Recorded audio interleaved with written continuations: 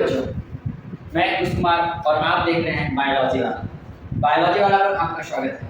और उससे भी पहले और सबसे पहले सर्वप्रथम कि आज मदर्स डे है और आप तमाम लोगों को मेरे तरफ से यानी कुश कुमार की तरफ से, ये बायोलॉजी वाला प्लेटफॉर्म की तरफ से आप सभी लोगों को हैप्पी मदर्स डे, मातृ दिवस की बहुत सारी शुभकामनाएं। चलिए, आज चूँकि हमारे पास टॉपिक्स बहुत कम हैं, ना के बराबर टॉपिक्स हैं, ज़्यादा समय लगेंगे नहीं, पढ़ेंगे हम लोग आराम से। थोड़ा सा बात आज माँ पर भी कर लेते हैं, थोड़ा सा आज दिन वो है तो आज माँ का जिक्र भी कर लेते हैं। ठीक है, देखिए चंद लाइन है कि मांग लूँ खुदा से मन्नत, मांग लूँ खुदा से मन्नत, फिर वही जहाँ मिले। मांग लूँ खुदा से मन्नत, फिर वही जहाँ मिले, फिर वही गोद मिले, फिर वही माँ मिले। जी हाँ, देखिए अब हम हिंदुस्तानी, माँ के रूप अनेक हैं, ठीक है। तो हिंदुस्तान हमारी माँ है, धरती हमारी माँ है, भारत हमारी माँ है। तो ये जहाँ तो मिले ही मिले, लेकिन फिर से क्या हो, वही माँ मिले जिस माँ ने हमें जन्म दिया है, ताकि जो काम हम इस जन्म में नहीं कर पाए हैं वो काम हम फिर से माँ के लिए कर पाए। ठीक है, देखिए माँ को आप क्या दे सकते हैं, माँ को आप कैसे खुश रख सकते हैं, माँ को आप बिना जताए बिना बोले माँ को कैसे प्यार कर सकते हैं। देखिए माँ को समझने के लिए आपको सबसे पहले एक औरत को समझना होगा, एक महिला को समझना होगा, यानी कि लड़की को समझना होगा। ठीक है, देखिए माँ पहले एक लड़की रहती है, जब ये लड़की रहती है तो ये छिपकली से भी डर जाती है, छिपकली हटाओ, कॉकरोच तक से डर जाती है, कॉकरोच तक से डर जाती है, देखती है तो डर लगता है। लेकिन जब यही माँ बन जाती है ना, फिर सामने इनका बच्चा पड़ा हो और इधर शेर आ रहा हो ना, तो शेर से भी डर जाती है, ये होती है माँ।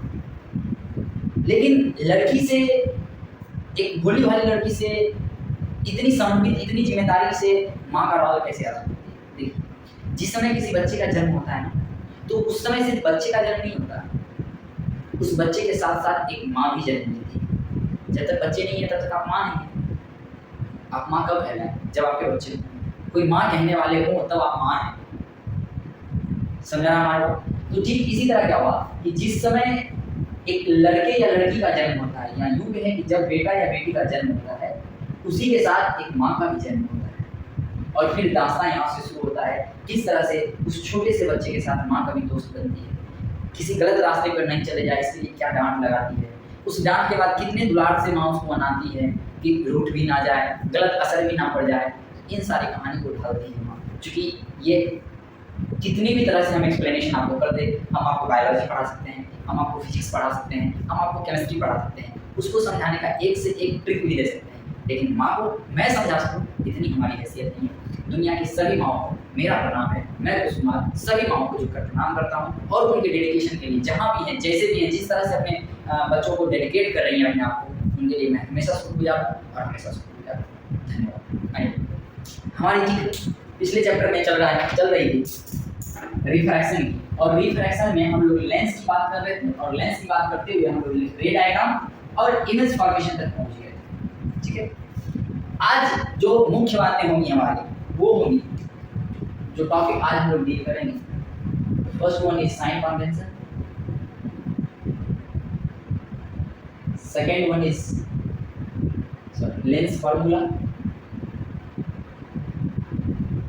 and the third one is magnification, and fourth one is power of lens. Any problem? कोई दिक्कत, कोई परेशानी आई?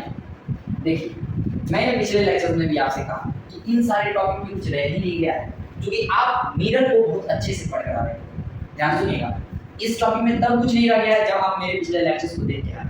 अगर पहली बार देख रहे हैं तो सब्सक्राइब बटन को सब्सक्राइब कीजिए दबाकर, चैनल को खोलिए, प्लेलिस्ट में जाइए, फिजिक्स क्लास 10 पे जाइए, आप पीछे वाले लेक्चर्स को देखते आइए, फिर आगे आपको आसानी होगा। डायरेक्ट इस लेक्चर को देखिएगा तो आसान होगा, लेकिन उतना आसान हो तो फिर पीछे वाले लेक्चर्स का तो कोई फायदा ही नहीं रह जाएगा। इसलिए आप पीछे वाले लेक्चर्स को देखिए, फिर इसके पास आइए। ठीक है, साइन कन्वेंशन। अच्छा समझिए, मिरर में जो साइन कन्वेंशन हम लोग पढ़ पा रहे थे, मिरर में जिस साइन कन्वेंशन की हम पढ़ पा रहे थे, उसमें क्या था कि आप इसको पोल मान रहे थे। ठीक है, ठीक है, ये आपका लेफ्ट पोर्शन हो जा रहा था, ये आपका राइट पोर्शन हो जा रहा था। राइट साइड जितनी चीज जा रही थी इस पोल से, उसको आप पॉजिटिव मान रहे थे और इसको नेगेटिव मान रहे थे। जो प्रिंसिपल एक्सिस से ऊपर की तरफ जा रहा था इसको पॉजिटिव मान रहे थे, इसको नेगेटिव मान रहे थे। ठीक है, इतना काम कर रहे थे। लेकिन अब उस समय तक क्या था, ध्यान दीजिए, उस समय तक क्या था कि एक ही फोकस था, लेकिन अब बात फंसता है। अब ये लेंस हो गया, देखिए इधर का इसके लिए तो इधर ही फोकस हुआ है, तो अब फोकल लेंथ की जिक्र आएगी। अब इसमें लेंस में रे टकराने के बाद वापस नहीं आ रही है, जबकि मिरर में टकराने के बाद वापस आ रही है। यहाँ टकराने के बाद रे आगे की तरफ मूव करती है, आगे की तरफ जाती है, आगे की तरफ। तो फिर थोड़ा प्रॉब्लम होता है। यहाँ बेंड कहाँ से करती है? ऑप्टिकल सेंटर से। कहाँ से बेंड करती है? ऑप्टिकल सेंटर से। ये जो अपर्चर आप देख रहे हैं, ठीक है। तो इन सारे चीजों को समझने के लिए आपको अलग से साइन कन्वेंशन पढ़ने का जरूरत पड़ा है, नहीं तो सारा का सारा चीज सेम है। ध्यान दें इसको कैसे हम लोग समझें। देखिए लेंस का जो साइन कन्वेंशन है, लेंस का जो साइन कन्वेंशन है, सारी चीज को सिंपल रखना है। बस आपको ये समझना है कि एक्सेलरेशन क्लास 9 में आप पढ़ के आए हैं, ठीक है। एक्सेलरेशन क्या है? अच्छा एक्सेलरेशन क्लास 8, क्लास 6, क्लास 7 में फ्रिक्शन का नाम सुने? फ्रिक्शन, फ्रिक्शन एक ऐसा फोर्स जो मूविंग बॉडी के अपोजिट डायरेक्शन में लगता है। नहीं, यानी अगर कोई चीज एक्सेलरेट कर रहा है, उसको जो रिटार्ड करने वाला फोर्स होता है वो नेगेटिव में जाता है। ठीक इसी तरह मानिए कि ये आपका लेंस है, ये आपका लेंस है, ये आपका ऑप्टिकल सेंटर हो गया, ये आपका अपर्चर हो गया, और ये आपका प्रिंसिपल एक्सिस हो गया, इसका फोकस ये हो गया, और ये इसका सेंटर हो गया, जिसको आप F के नाम से बुला सकते हैं। ये आपका F1 हो गया, ये आपका 2F1 हो गया, ठीक। कोई दिक्कत, कोई परेशानी? ये आपका ऑप्टिकल सेंटर है, this is your optical centre. Sign convention की चीजें हम लोग करेंगे। जनरल सारा रूल वही रहेगा जो हम लोगों ने मीटर में पढ़ा, लेकिन क्या अंतर होगा इस बात में। यहाँ पर जो डिस्टेंस हम लोग मेजर करेंगे, इसमें पोल है ही नहीं, तो हम लोग पोल से इसका कोई जिक्र नहीं करेंगे, पोल को मेंशन में हम नहीं लाएंगे। बार बार बोल, यहाँ पर जितनी दूरी नापी जाएगी वो दूरी कहाँ से नापी जाएगी? ऑप्टिकल सेंटर से। All measurements are considered from optical centre.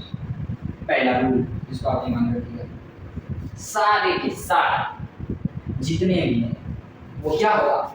दूरी जो तय करेगा वो हम लोग ऑप्टिकल सेंटर से किसी भी चीज़ की दूरी का ज्ञान करेंगे। कोई अफसोस, कोई दिक्कत, समझने में कोई परेशानी समझ में आ रही है? पहली बात। और जो दूसरी बात मिरर के साइन कन्वेंशन से हट के इसमें ध्यान रखना है, वो ये रखना है कि अगर दूरी हम इंसिडेंट रे के डायरेक्शन में मेजर कर रहे हैं, इंसिडेंट रे के डायरेक्शन में मेजर करने का मतलब अगर ऑब्जेक्ट कहीं पर रखा हुआ है और इंसिडेंट रे इस तरफ जा रही है, ठीक है, तो इस डायरेक्शन में जितने भी मेजरमेंट होंगे वो सारे के सारे पॉजिटिव होंगे। अगर इसके अपोजिट में कोई चीज मेजर करना हो, जैसे मान लीजिए लाइट इधर से गया और मेजर हमको उधर से करना पड़ रहा है, तो जब हम अपोजिट करेंगे तब ना माइनस साइन देंगे। Minus sign represent direction. In physics में नेगेटिव साइन आपको क्या देता है? डायरेक्शन देता है। Direction mean that opposite positive direction.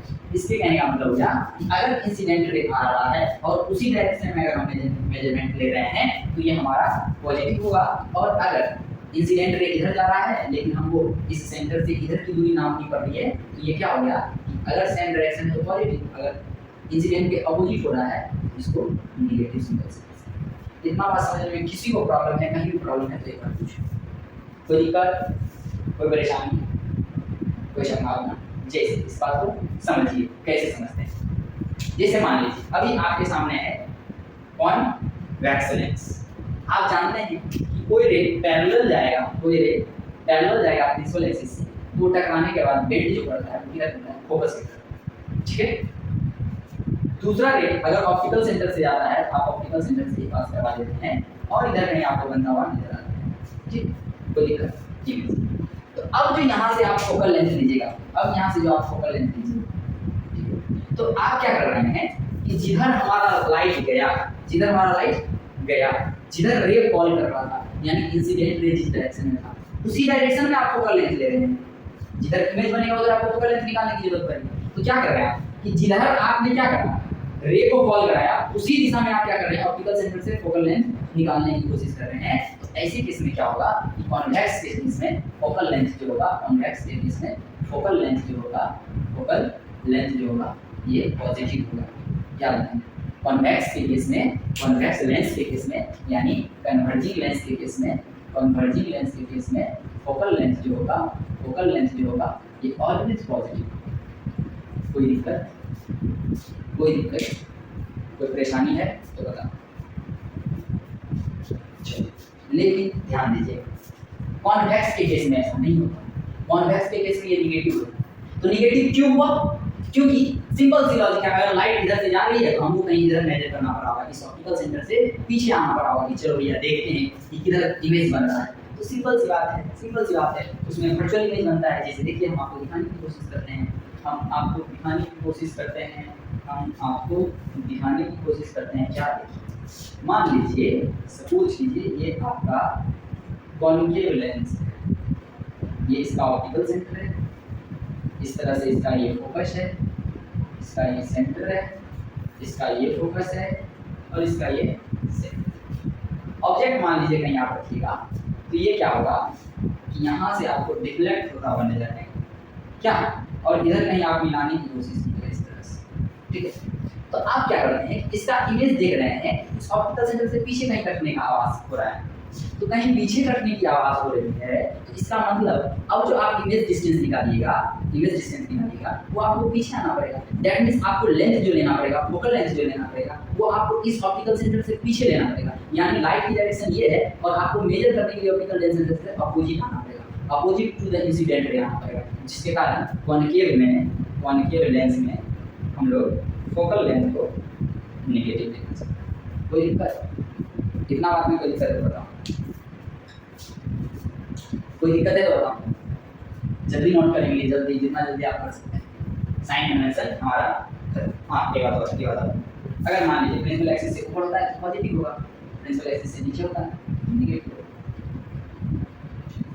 ये सारा इसलिए बता रहे हैं क्योंकि नेक्स्ट टॉपिक हमारा है लेंस फार्मूला, और लेंस फार्मूला याद करना आसान है, लेकिन उसको उपयोग में लाना उतना ही डिफिकल्ट है। उतना डिफिकल्ट कब है? जब आप साइन कन्वेंशन नहीं समझते हैं। लेकिन अगर साइन कन्वेंशन इतने अच्छे से आप समझ पा रहे हैं और दूसरा आपको समझा पा रहे हैं, तो उम्मीद करते हैं कि आप लेंस फार्मूला का इस्तेमाल बहुत बढ़िया से कीजिएगा और आपको नंबर भी खतरनाक आएगा, ठीक है। चलिए,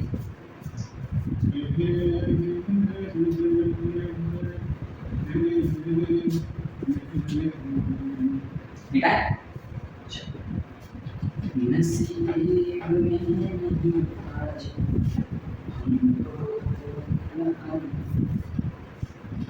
देखिए, कहते हैं नसीब के आगे झुकूंगा नहीं, नसीब के आगे झुकूंगा नहीं। हार से सामना होगा, हार से सामना होगा, लेकिन याद रख, हार कर भी रुकूंगा नहीं। बी कंटिन्यूइंग, हमेशा चलते रहिए, धीरे चलिए, तेज चलिए, रुक के चलिए, रेंग के चलिए, लेकिन ऑलवेज गोइंग, ऑलवेज, ठीक है। हारना नहीं, हार सकते हैं, रुकना नहीं है। जो रुक गया out of race. Be always be the part of a race, किसी ना किसी दौड़ का हिस्सा हमेशा नहीं, मजा आए, ठीक है। इस तरह से we have deal with sign convention. मैंने आपको साइन कन्वेंशन बता दिया। अब चलते हैं हम लोग लेंस फार्मूला की तरफ, ठीक है। किसके तरफ हम चल रहे हैं? लेंस फार्मूला, ठीक है। लेंस फार्मूला कहने को तो बहुत आसान है। क्या आसान है? तो लेंस फार्मूला ऐसे आसान है कि इसका तो सिंपल सी परिभाषा है कि 1/v - 1/u बराबर होता है 1/f। लेकिन इस ऐप को समझिए, इस ऐप को समझिए। देखिए, कोई भी लेंस, या वो कॉन्वेक्स हो या वो कॉनकेव, ठीक है, ये कितना डाइवर्ज करेगा या कितना कन्वर्ज करेगा, ये डिपेंड करता है लेंथ ऑफ फोकल लेंथ पर। यानी फोकल लेंथ इसका जितना छोटा होगा, फोकल लेंथ जितना छोटा होगा, ये उतने लार्ज एंगल से कोई भी चीज को बेंड नहीं करेगा। कौन? Convex lens. और कॉनकेव लेंस जो है, जितना छोटा फोकल लेंथ होगा उतने ही तेजी से और उतने ही लार्ज एंगल से क्या होगा? डेविएट होगा। यानी कोई भी चीज डेविएशन क्या, उसका कन्वर्जिंग जो है वो किस पर डिपेंड करता है? फोकल लेंथ पर। और किसी भी चीज का, ध्यान सुनिएगा, और किसी भी चीज का साइज जो है, इमेज का साइज जो है वो किस पर डिपेंड करता है? कहाँ बनेगा, किस पॉइंट पर बनेगा? ये किस चीज पर डिपेंड करता है कि कितने एंगल पर डाइवर्ज हो रहा है और कितने एंगल पर कन्वर्ज हो रहा है। ध्यान सुनिएगा, अगर मान लीजिए यहाँ से ऑब्जेक्ट है और इसका भी जल्दी कन्वर्ज कर गया कहीं पर, ऑब्जेक्ट यहीं बन जाएगा। लेकिन मान लीजिए अगर इसका ऑब्जेक्ट बहुत दूर जाके कन्वर्ट होगा, बहुत दूर जाके, तो ऑब्जेक्ट यहाँ आना। इस तरह से आप क्या इमेज यहाँ आना, इस तरह से आप क्या समझना, सॉरी इस इमेज में आप क्या करिएगा, इमेज का जो इमेज फॉर्मेशन जो है ये डिपेंड करता है कि कोई भी चीज कितना जल्दी बेंड हो रहा है या डेविएट हो रहा है। तो अगर कॉन्वेक्स लेंस, चूंकि कॉन्वेक्स लेंस का काम कन्वर्ज करने का है, तो वो बेंड करेगा। अगर उसका फोकल लेंथ छोटा होता है तो उसमें जो होगा बेंडिंग वो लार्ज एंगल पर होगा।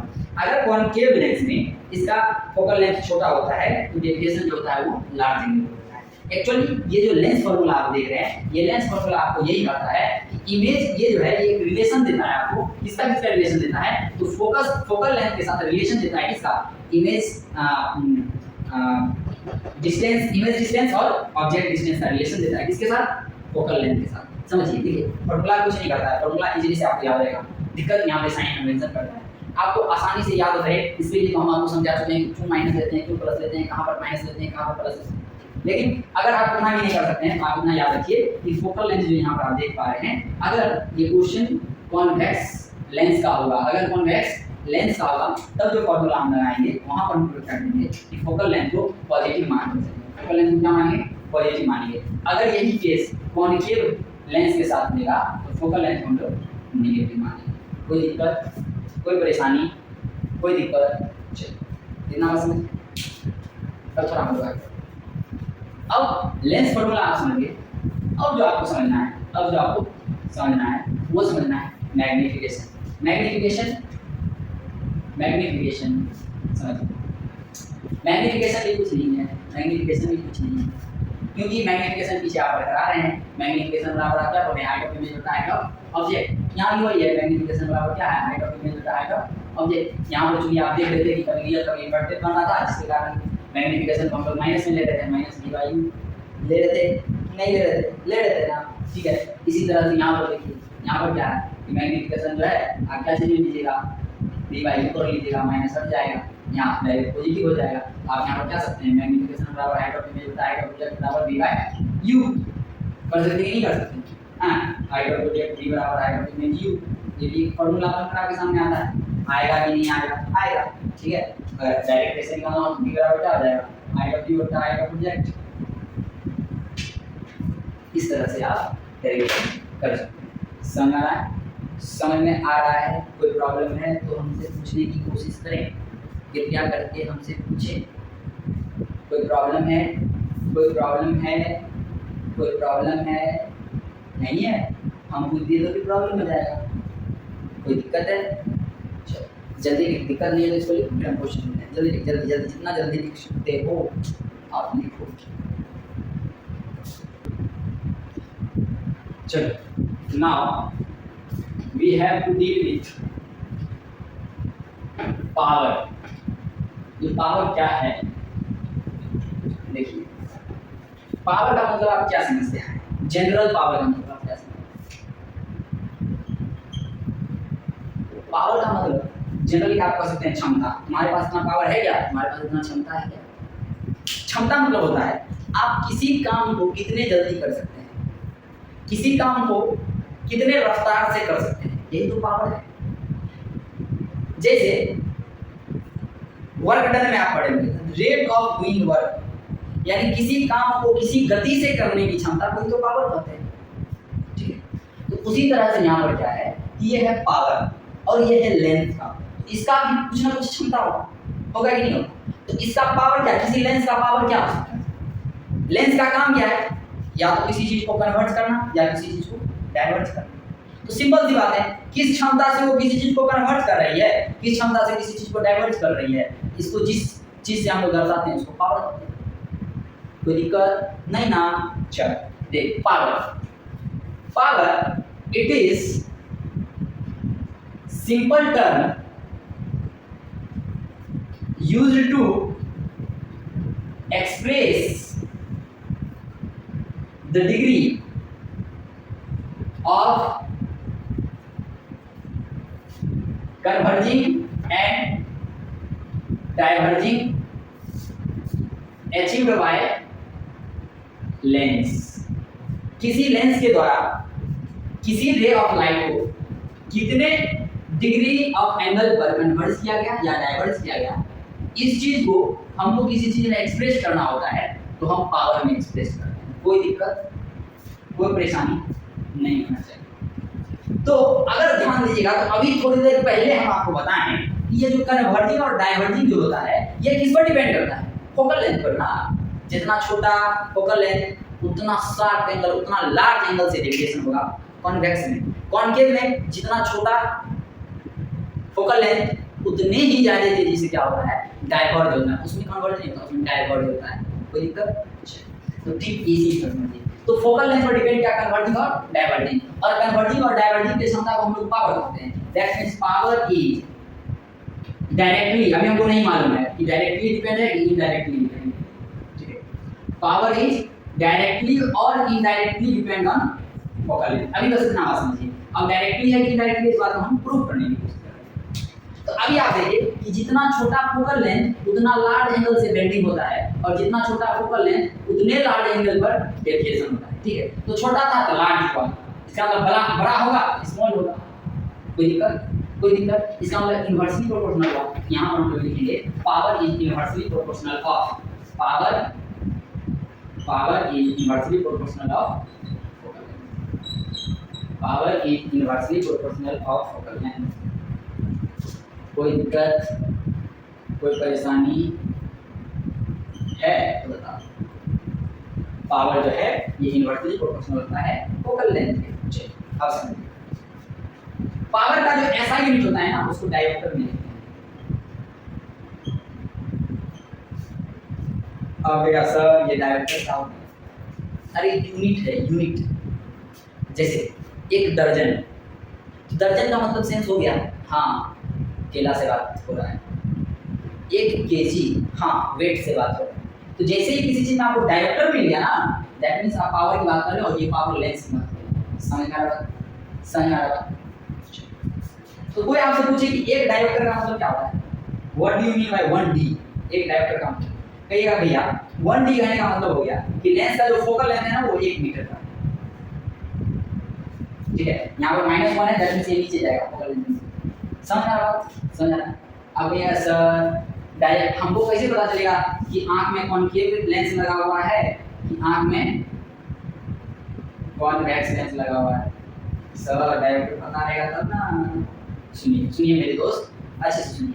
अभी थोड़ी देर पहले हम आपको जानकारी दिए कि कॉन्वेक्स लेंस के लिए फोकल लेंथ जो होता है ये पॉजिटिव होता है, और कॉन्केव लेंस के लिए फोकल लेंथ नेगेटिव होता है। तो जैसे ही p की वैल्यू आप पुट कीजिएगा, बराबर 1/f लिखिएगा।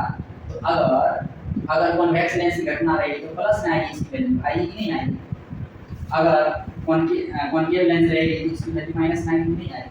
अगर मान लीजिए कोई कह दिया -2 डायोप्टर, इसका मतलब हो गया उसके आंख में कौन सा लेंस लगा हुआ है?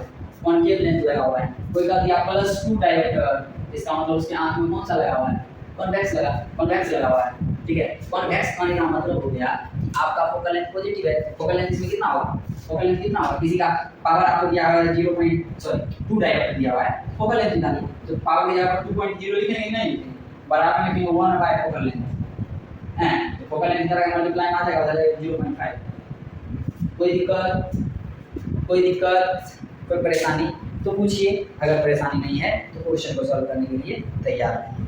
ठीक है,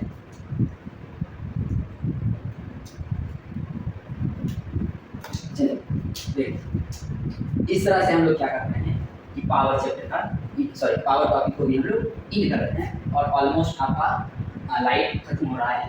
जिस बच्चों को ये परेशानी है कि सर आप रिफ्लेक्शन ऑफ लाइट नहीं पढ़ाएं, रिफ्लेक्शन ऑफ लाइट इंक्रीज नहीं पढ़ाएं, थ्रू ग्लास स्लैब नहीं पढ़ाएं, मेरे दोस्त मेरे प्यारे बच्चों, इस चैप्टर में उन चीज़ों का जिक्र नहीं किया गया था एनसीईआरटी में। नेक्स्ट चैप्टर जब हम लोग पढ़ेंगे human I and the colourful world, उसमें हम इन सारी चीज़ों का बात करेंगे। टिंडलिंग ऑफ स्टार्स की बात करेंगे, टिंडल इफेक्ट की बात करेंगे, बहुत मजेदार चीज़ कैटरैक्ट की बात करेंगे, शॉर्ट साइटेडनेस, लॉन्ग साइटेडनेस, सारे चीज़ों की बात जो हम लोग करेंगे वो कहाँ करेंगे? The human I and the colourful world.